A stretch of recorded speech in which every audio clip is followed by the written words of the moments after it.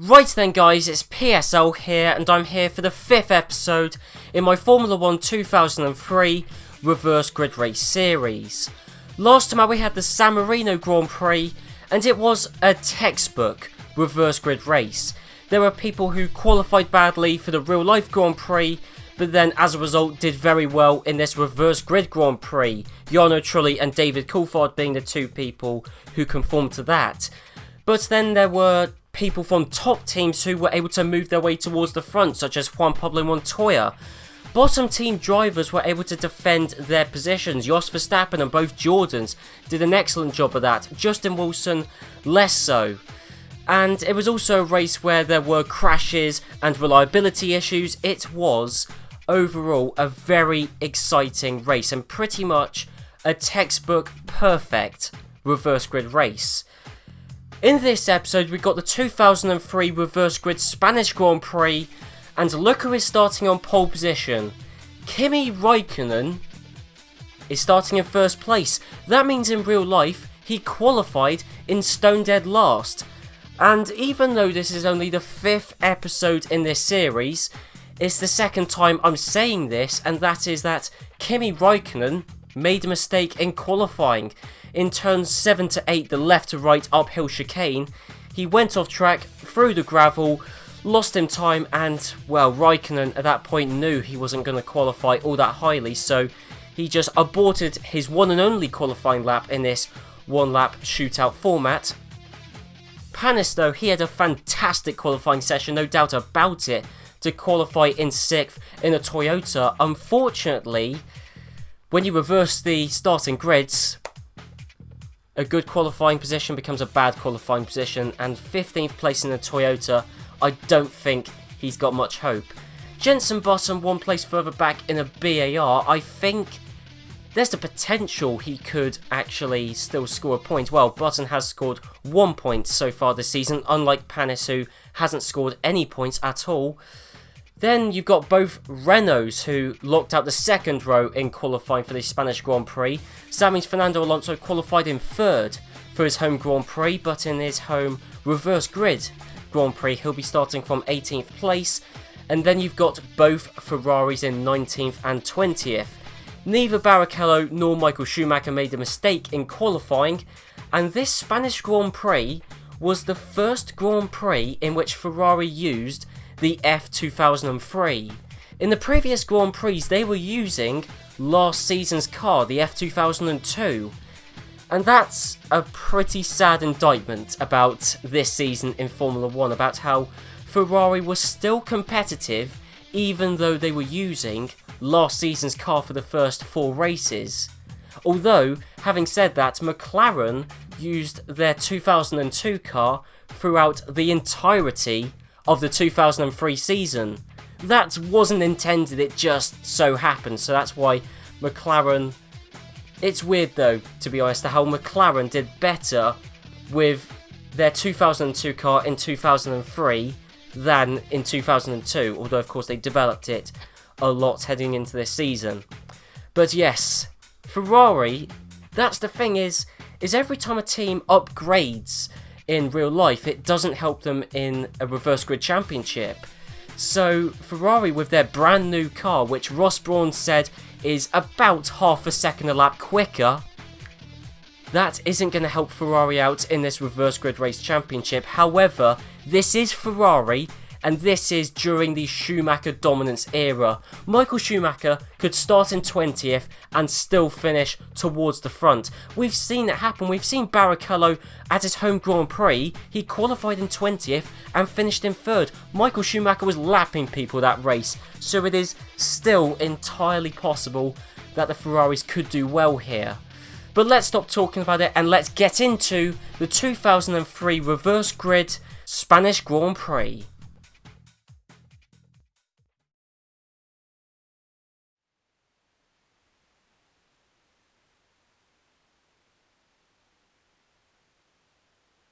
All set for the off here in Catalonia, and let's hope we don't have a repeat of last year with all those traction control failures on the line. 4 lights, 5 lights, and it is, and away they go, rushing down this main straight towards the first corner. It's a long run down here before turn 1, which is a very sweeping S's. Who's going to get in there first?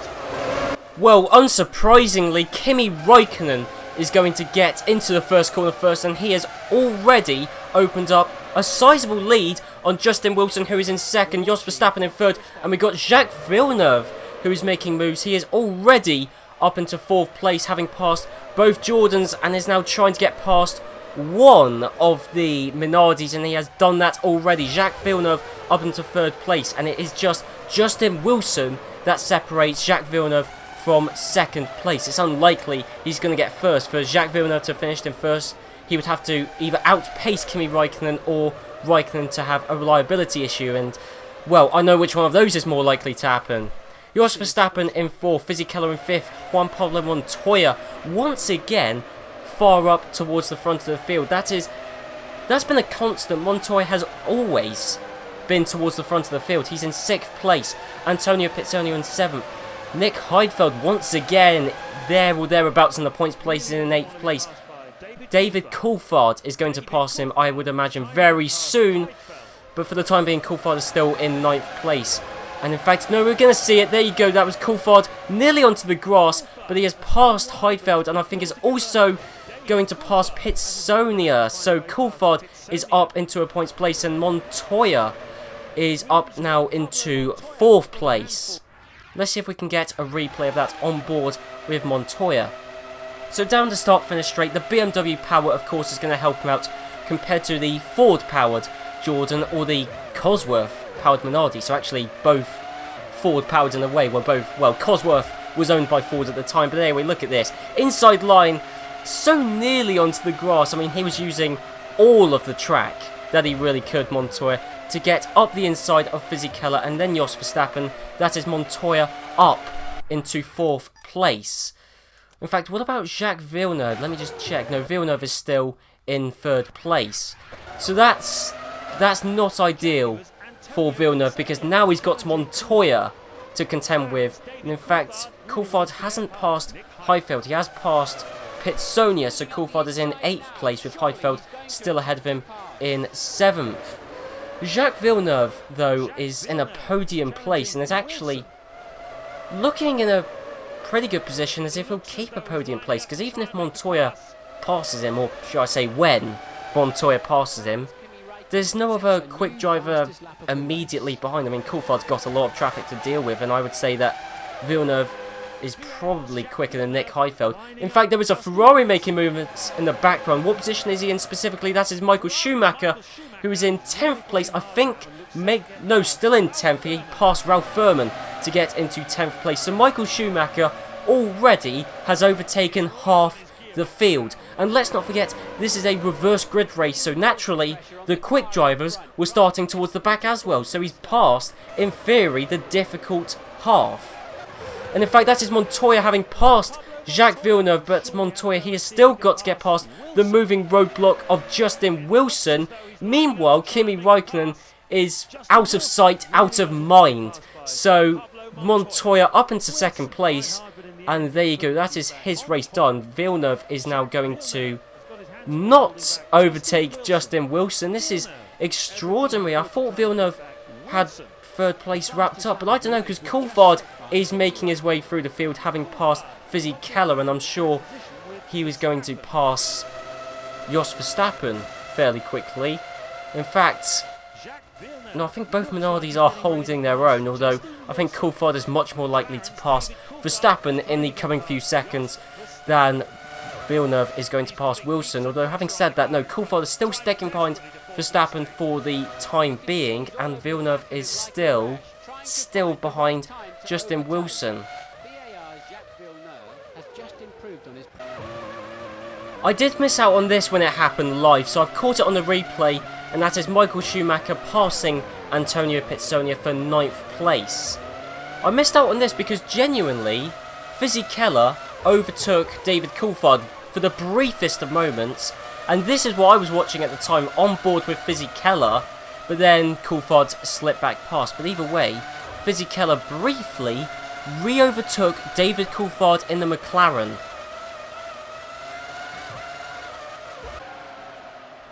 I find this absolutely extraordinary. Look at the defensive job Jos Verstappen is doing. He's kept back David Coulthard for several laps now, and Justin Wilson has done the same thing to Jacques Villeneuve. Justin Wilson in a Minardi is still in 3rd place, 7 laps gone this Grand Prix. Villeneuve hasn't really looked like he was going to pass, neither's Coulthard, although in fact I think it's finally going to happen. Of course, once I start talking, the action kicks off, and David Coulthard, is he finally going to overtake Jos Verstappen? Well, they're side by side, so Coulthard is going to be able to use the Mercedes power to get past, and finally, yes, Michael Schumacher has passed Nick Heidfeld. That is also what I was going to say. Even Michael Schumacher was just stuck because Heidfeld couldn't pass Fisichella. In fact, Fisichella was looking the most racy. The overtake that was looking the most likely to happen was that Fisichella was going to pass Coulthard. That's how absurd it was. Villeneuve still hasn't got past Justin Wilson. He is still holding firm, and now Fisichella is doing a good job of keeping back Michael Schumacher. Barrichello was brought up towards the points places because of, well, I mean, Jos Verstappen was just holding everyone up, and well, so is Justin Wilson, or increasingly so, as this train is going to just extend. And in fact, that is a move being made on Jacques Villeneuve. Villeneuve, lap after lap after lap, has failed to get past Justin Wilson. And David Coulthard, he's been a bit more aggressive, just using almost a pit manoeuvre to get Justin Wilson out of the way. And in fact, the move has been solidified in a much cleaner fashion. Someone has retired, and that is Kimi Räikkönen. He's out, look, gone. That is Montoya in 1st. And I don't know how long this has happened. You guys might have noticed watching back, but suddenly I noticed that Coulthard was in 2nd place once he passed Wilson, but wow. Now, someone did say in a comment in the previous episode that I should leave it on the Auto Race Director, so it will tell me when there's retirement. But the Auto Race Director is kind of a pain because it keeps... Sometimes you'll watch a battle and then it cuts away from it, but in this instance, I mean, I wasn't watching Räikkönen because he was miles out in the lead, and it was boring watching him, to be honest. But Kimi Räikkönen was leading the Grand Prix, but look, it now says Juan Pablo Montoya is the leader in the 2003 Spanish Grand Prix. So that means Räikkönen is out and is so far the first and only retirement in this Grand Prix. Coulthard is going to try and salvage something for McLaren by finishing in 2nd. That means Justin Wilson is back up into a podium place, I will assume.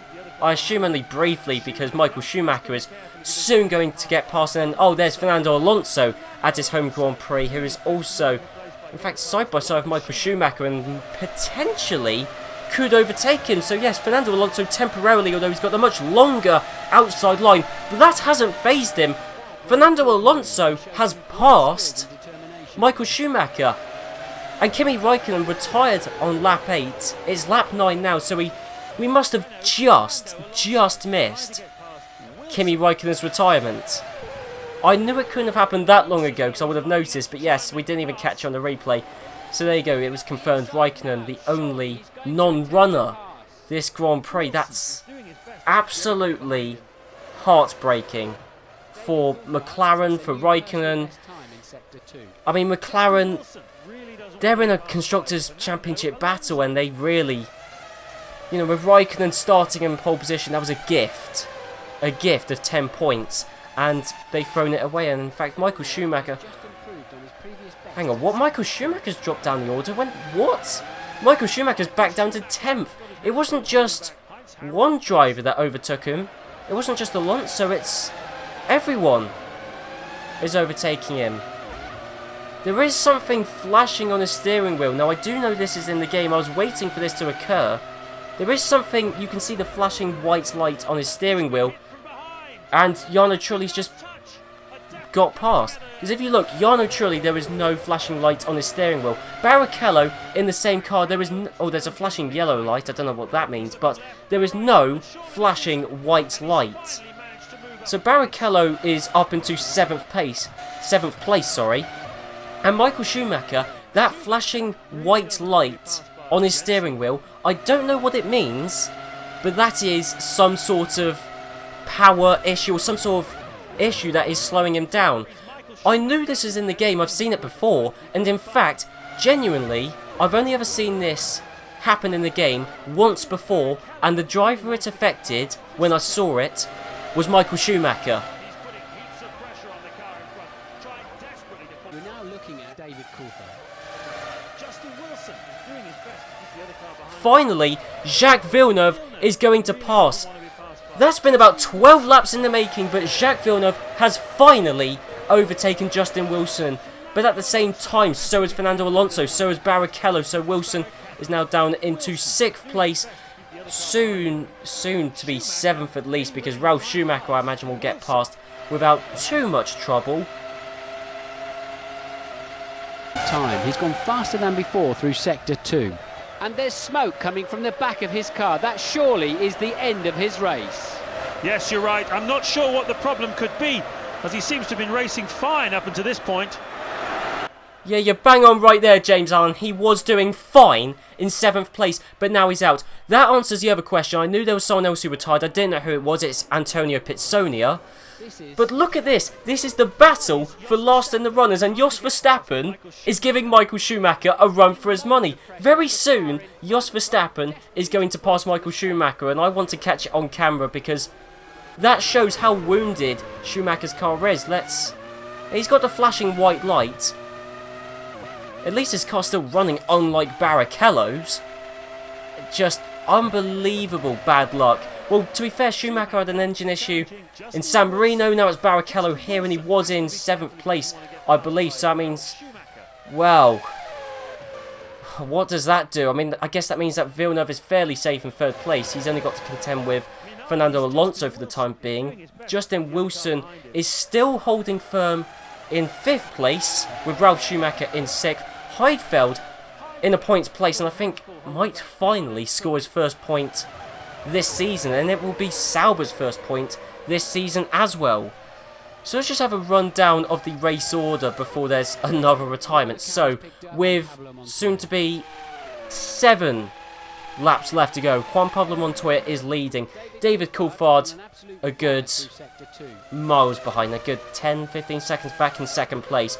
Jacques Villeneuve in 3rd, with Fernando Alonso in 4th, so that'll be a good scrap for the final podium place. Wilson still holding firm in 5th, but he's got Ralf Schumacher, Nick Heidfeld and Jarno Trulli in that order directly behind him. Ralf Schumacher is really pushing hard now and looks set to get past Wilson. And they've touched. It looks as though he's just given the car ahead a little kiss as he tried to overtake. Yes, I think you're right, James. There was definite contact between the two cars. Well, it wouldn't be Ralf Schumacher without a bit of contact, would there? But that is Ralf Schumacher past Justin Wilson, and yep, just as I thought. In that time, it took me to cycle through the cameras. In fact, let's get it on the replay. We may as well watch it. So Justin Wilson was in 5th, but of course, as I said, once one person overtakes a driver, it's like they just lose all composure, and then loads of people get past. So Justin Wilson, we saw it earlier on in the Grand Prix, and we've seen it again. So yeah, Ralf Schumacher gets past. In fact, Wilson, it looks like he almost let Jarno Trulli through, but unfortunately for him, I think that means he might have let Fisichella through. No, not quite. So I think Justin Wilson is still in the last points place.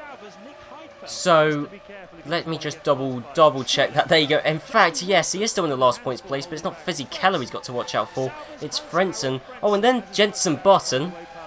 Okay, so Wilson's going to have a tough final 4 laps on his hands. So let's go up. So it's Wilson, then it's Jarno Trulli, Nick Heidfeld, Ralf Schumacher in 5th, Fernando Alonso in 4th, and hasn't really looked like he's going to get past Jacques Villeneuve. Coulthard in 2nd. Last time I heard, Coulthard set the fastest lap of the Grand Prix, so he is quicker than Montoya, but yeah, Montoya's just rounded the 2nd corner and Coulthard hasn't even started the same lap.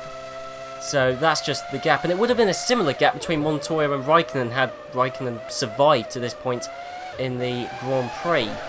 And if we just go down the order, let's just get an update on this. The battle between Verstappen and Schumacher. In fact, Verstappen's miles ahead of Michael Schumacher. In fact, Schumacher is causing traffic problems for Juan Pablo Montoya. So, please, Michael, please don't put up too much resistance. I know you're battling with Williams. Okay, that was, to be fair, Michael is driving wounded. So, that's Michael Schumacher in 17th place. Yeah, Verstappen's several seconds up the road. I was keeping an eye on it every now and then, but unfortunately we did actually miss that. But that is Jos Verstappen, who is in stone dead 2nd to last, way behind Panis. But Michael Schumacher is so slow that he's several seconds a lap slower than Jos Verstappen in the Minardi. He may as well just come into the pits and retire. And at the end of the straight, the top speed he reached there was 185 miles an hour. That's not that high at all. It should be surely touching 200. 185 is nothing for this car in this era of Formula 1.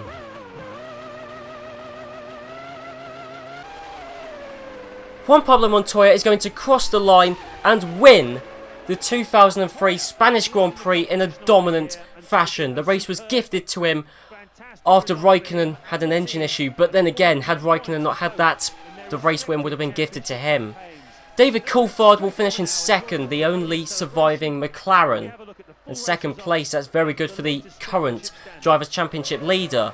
Jacques Villeneuve, lucky in a couple of aspects. I mean, it took him a long old time to get past Justin Wilson. He finally did it. He's been fairly quick in all other aspects. He's held back Fernando Alonso to finish in 3rd. Fernando Alonso at his home Grand Prix will take 4th.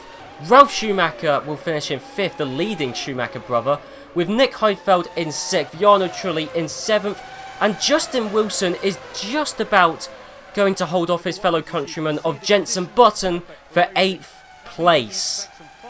So Wilson, fantastic defensive job from him come the end, and there are the race results.